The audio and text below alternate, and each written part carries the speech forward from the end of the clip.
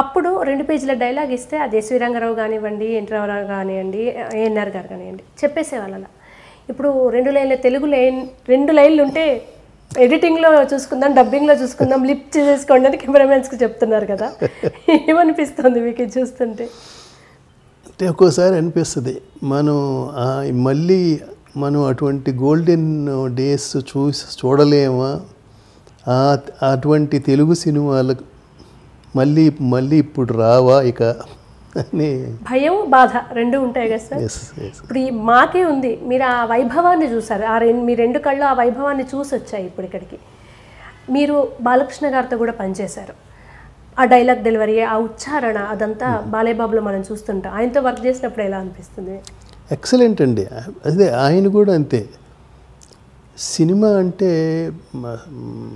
మహాప్రేమ.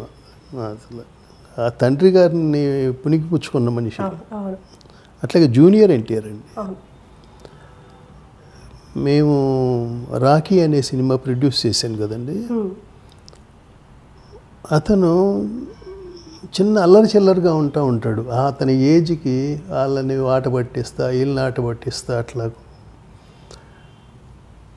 ఆ సీన్ అది అతను ఎప్పుడు చదివి ఉంటాడో నాకు అసలు అర్థమయ్యదు.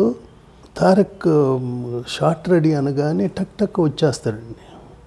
వచ్చేసి ఒక 2-3 పేజీల డైలాగులు సింగిల్ టేక్తో విత్ తెలుగు పర్ఫెక్ట్ డిక్షన్తో, ఆ ఎమోషన్తో, అతను గ్లిజరన్ లేకుండా మనకి అసలు ఇతనిలో ఎవరన్నా పూనాడా మనిషి, వాళ్ళ తాత వచ్చి పూన్నట్టుగానే ఉంటుంది ఆయన చూస్తుంటే. నాకు ఇతనికి ఏదో పూర్వజన్మ సుకృతం ఉంది అనిపిస్తుంది నాకు. అంత మీకు అతను అందులో ఇక్కడ చదువుకున్నది ఇక్కడ తెలుగు డిక్షను చాలామంది కంటే అసలు ఇంకా మళ్ళీ వాళ్ళని రామారావు గారే మరిపించేటట్టుగా ఉంటుంది. ఇంగ్లీష్ మీడియం చదువులు, చాలా చిన్న వయసు ఈ జనరేషన్, బట్ తెలుగు ఎక్కడ అట్లా అనిపించేది. ఏదో సంస్కృత నేపథ్యం నుంచి తెలుగుకి వచ్చిన వ్యక్తి అంత గొప్పగా ఉంటుంది ఆయన తెలుగు. భూతద్దం పెట్టి వెతికినా ఉచ్చారణ దోషం కనిపించదు. ఇప్పుడు అని కదా, ఆయన కెరీర్ స్టార్టింగ్ సినిమా నుంచి ఎన్టీఆర్ గారి డైలాగ్ డెలివరీ అలాగే ఉంటుంది.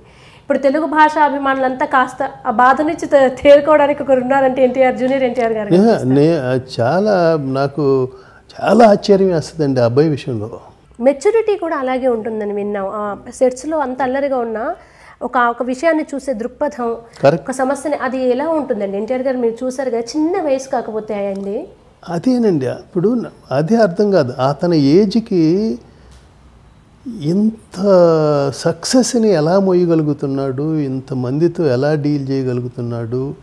ఎందుకంటే తనకి ఒక గాడ్ ఫాదర్ అంటూ ఒక రైట్ ఎవరు లేరు, తనొక్కడే టోటల్గా. అది చాలా గొప్ప విషయం అండి. లియో ఎంటర్టైన్మెంట్ ఈ ఛానల్ని ప్లీజ్ సబ్స్క్రైబ్ చేయండి, షేర్ చేయండి, లైక్ చేయండి. Please subscribe to Leo entertainment. Please subscribe to Leo entertainment YouTube channel. Subscribe Leo entertainment channel. Leo entertainment. Please subscribe this channel. Hi, నేను ఆనంద్ రంగానే. Please subscribe to Leo entertainment. ఇలాంటి interesting videos కోసం తప్పకుండా మా ఛానల్ని subscribe చేయండి.